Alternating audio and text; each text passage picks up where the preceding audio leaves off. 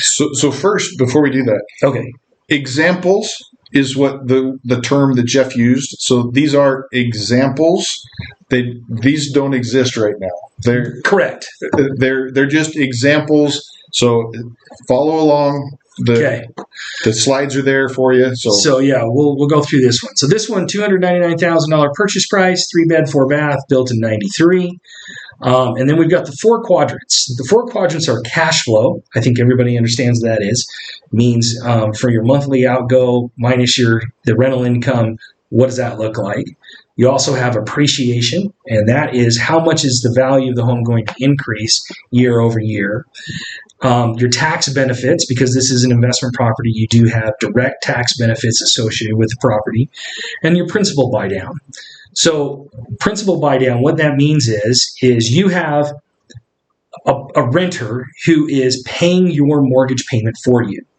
That mortgage payment has a principal and interest portion that goes to that payment. So we're going to say the principal is actually paying down the mortgage. And at the beginning of a loan, you're going to pay less in principal and more to interest. And then as time goes by, you have more and more to principal and less to interest. That's the way more loans work. Well, with the nice thing with this 4 quadrant system is it really does show you and breaks you down that it's not just. I think a lot of times investors get stuck on cash flow, right? And there's a lot more to this. One of the quadrants there is appreciation. Like mentioned earlier, real estate's appreciated 6%. Over the last since '85. Yeah. So if you're buying something and you can get an additional 6%, the value goes up 6% every year. You have that for a couple, 2 or 3 years. You've got a nice little nest egg in just the appreciation alone, barring any of the rents or any of the other stuff that you're doing. Right. Okay, so here we go. Here's our first one. Here's the purchase price is $299,000, and this is an example. I did this this one quite a long time ago, and so at the time interest rates were at 5%. But it's an example, so. And the house is $299,000. That would be gone like within seconds in Utah right now. Yeah. Now, Indiana is a different market, and they have had lower purchase prices. But anyway, so 20% down on this is $59,980. That's what you typically would have to bring in for an investment property. You got closing costs of about $5,000, acquisition of $6,000. So your total into this property would be about $70,980. Now, this is on the left-hand side. So we'll keep going down that column. On the purchase or the loan amount, you're going to have interest of $999, principal of $288. You got taxes, property taxes that you have to pay every year, and they equal $101 a month. You got insurance we estimated in $125. And on this one, we did a management fee because it's out of the state for $250, and we even said let's put some money away for maintenance. Okay, so we add up all of that, and we equal $1,864. In Indiana, you could rent that for $2,500.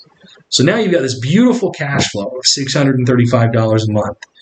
You times that by 12, and you get $7,600. And then to determine what your return on that is, you got to say, okay, that's how much I'm making per year, but I put in $70,000, so that's a 10% return on my cash flow. Okay? 10% is pretty good. That's huge. This is a great example. It really of real estate investing that you'd want to get into. No. So the next column over, we'll just go to appreciation next. This one I was even more conservative. Instead of saying 6%, I said 5%. Well, that works. Okay, that works. So we did 5%, and that's about just under $15,000 a year in appreciation. So you can see how this adds up. In 3 years' time, you got almost $45,000 right in additional value in this property. Yeah. That is really hard to do in the stock market.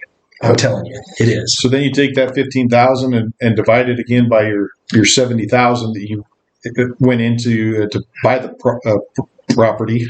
Yeah, and then you end up with 25%. 25% back. So now we've got 2 categories that equal over 35% return on your money. That's pretty good. Any investor would be like, oh my gosh. 35%, that's a no-brainer. Let's just get into this investment, right? Right? There's 2 more categories. There's 2 more quadrants here. So here's your tax benefit. And this this is interesting to a lot of people because they don't understand how it works a lot of the time. But you take the depreciation, and what's interesting about depreciation is you only depreciate the structure, not the land it sits on. So even though the purchase price was the $299,900, what we did is we said we're going to depreciate $254,915. That ended up being what the structure was on this property. So in the accounting world, there's 27 and a half years that you can depreciate your property. So we divide it by the 27 and a half, you get the 9,200, and then we said in these scenarios we're going to say that you're in a 25% tax bracket. Now, everybody's going to be in different tax brackets, so you need to check. But that's our example here. You're in a 25% tax bracket. So now you get $2,300 off that you can write off in expenses. You also have your mortgage interest that you're paying. So if you look over on the left-hand side of the full column, you've got your interest at $999. We're going to times that by 12, and then times that by your 25% tax bracket, and you got almost another $3,000, $2,999. So those two added together give you your total tax benefit of $5,300, which is another 7.5% return that you're getting in this investment. But it's through savings in your taxes, which I think not a lot of people understand. So you have the value of the house going up, and then you're depreciating so you get the benefit of both directions. Both directions, yeah. Yeah. So and that's huge.